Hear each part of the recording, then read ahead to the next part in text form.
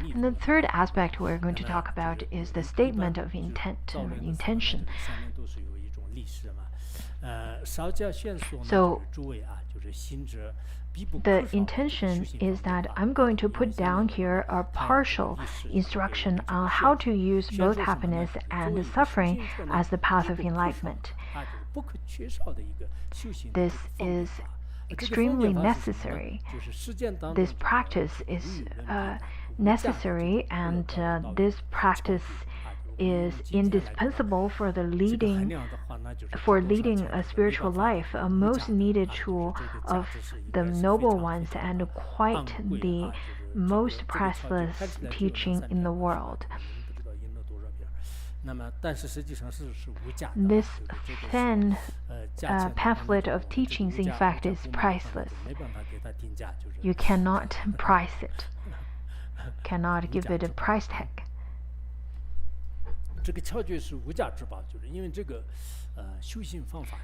Because the instruction of practice is indeed very precious and can be very difficult to obtain. So there are two ways or two aspects of the statement of intent, and the first one is transform suffering, and the second one is transform happiness into the path of enlightenment. It has the content, the value, it is indispensable for the practitioners.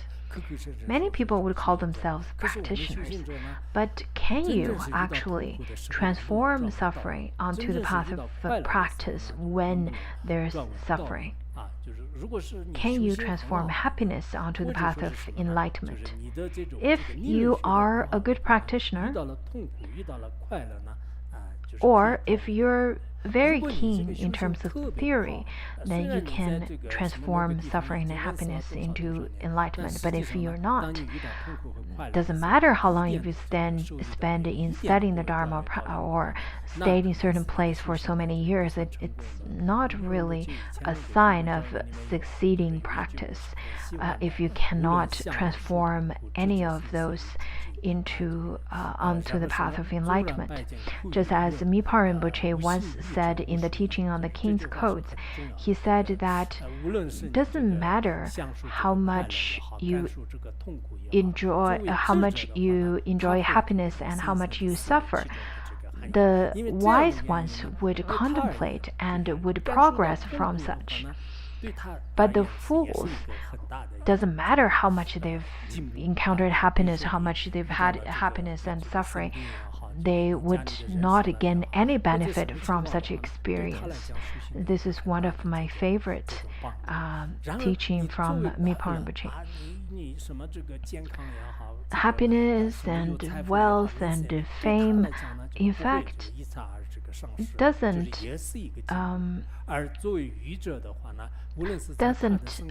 really destruct the practice realizations. Then this is certain kind of progress or benefit a practitioner can gain. And whatever suffering happens, such as sickness or families dying, family's death, can also become a favorable condition for those practitioners. I think that's something that we need to memorize. This is one of the reasons I want to give the teaching on transforming suffering and happiness into enlightenment, because to the wise ones, to good practitioners, I think this is really useful. And to the not so wise ones, the ones who's not very good at practicing, whatever things happens in life, other than losing their virtue and integrity, there's really no benefit for them, and there's no other functions of such kind of events that happens in their life. So those are the reasons of giving this teaching. In the following, in terms of the outline, the first one we're going to talk about is how to transform suffering into the path of enlightenment, which also has two aspects, which is ultimate and relative. The relative, he talked quite a bit, but the ultimate is very easily put. It is said that according to the Madhyamika, it is free from four extremes and eight elaborations. So there's no name of suffering at all. How can you say that there is a suffering? There's a feeling of suffering. And that teaching in the ultimate way is very easily taught. It's putting into very short wordings. But for lots of mundane beings who had never studied Madhyamika, who just started learning the Dharma, I think they really need this teaching. I really wanted to give this teaching to a large crowd, but because of impermanence, I really give to a very small group of people, only a few, and all of the audience, the few audience that I have are masked, the few musketeers.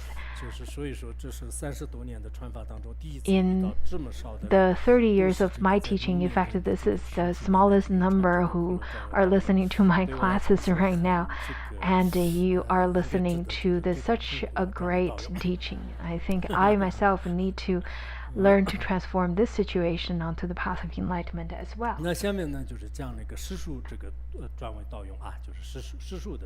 So first of all, how to use suffering as the path to enlightenment through the relative truth.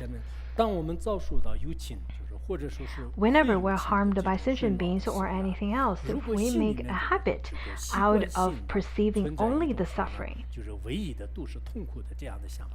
if we keep thinking that, oh, it's so much suffering, it's so painful, then when even the smallest problem comes up, whatever smallest external or whatever smallest problem that occurs in the external phenomena would cause enormous anguish in our mind. This is because of the nature of any perception or idea, be it happiness or sorrow, is to grow stronger and stronger the more we become accustomed to it. I think today this is where we're going to talk about. I really hope that you could memorize it, because this is really important teaching. Instead of crying when you encounter suffering, if you can remember this teaching, it would give you so much more help, rather than just crying out loud. Not only you should recite it, you should then practice again and again, familiarize yourself in terms of content and use it in your life. That is crucial. Whenever we encounter different harms from sentient beings and non-sentient, which means the external phenomena, we should know that a majority of the time, if we get unhappy, it is because of other sentient beings. So for example, your friend lies to you, betrayed you, your enemy harms you, slanders you, and creates different obstacles. Even if not people, it could be animals, it could be rats running around in your house, rodents. Then you probably would feel really upset about it. Or little insects, bugs, and different kinds of things, different kinds of animals. For people without good practice, before the sunrise, little sparrows would keep chirping outside of my little house. If I'm not a good practitioner, I would probably feel really irritated and feel that, why don't you let me have a good sleep? Or the barking of dogs at night. Things like that. We encounter those kind of things all the time. Sometimes we can't perceive those kinds of difficulties, and people would feel that, oh, there's some spirits and ghosts that's harming me, that's creating difficulties for me. Those are the categories of harms that's caused by sentient beings. And from a different aspect, you could encounter harm from external phenomena. The overall situation, for example, earthquake, flooding, all of those elements of earth, water, fire, and wind. From a personal situation, it could be small things that happens in or small things in your life, such as your staircase, such as your business or your inner elements of earth, water, fire, and wind, or the external material, the ones doesn't have any life. It can become a source of irritation as well. Your headphone, your cell phone just wouldn't turn on, and those could all become a sense of irritation.